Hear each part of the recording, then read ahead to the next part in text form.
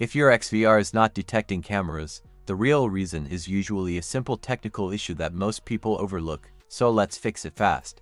First, check whether you are using the correct cable type. Analog CVI HD cameras need coaxial cable, while IP cameras need a LAN cable, and mixing them often causes a no camera error. Next, confirm that the camera technology matches your XVR mode. Many hybrid recorders support multiple formats, but you must switch each channel to the correct signal type from the XVR menu. If your analog camera still doesn't show, low voltage is the most common cause.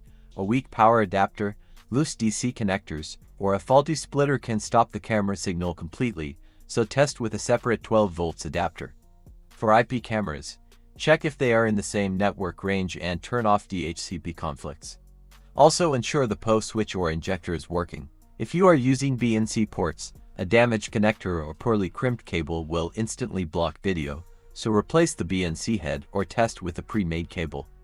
Another hidden issue is resolution mismatch. Some XVRs cannot display 5MP light or 4K signals on older channels, so reduce the camera resolution to make it compatible. Also inspect the video format switch on the camera body. Many HD, TVI, CVI cameras have a small joystick or button to change modes, and if it's set incorrectly, the XVR will not detect it.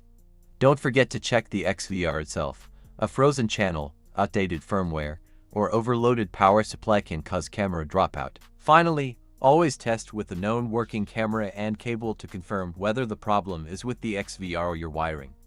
These are the real reasons XVRs fail to detect cameras, and fixing them will instantly bring your system back online.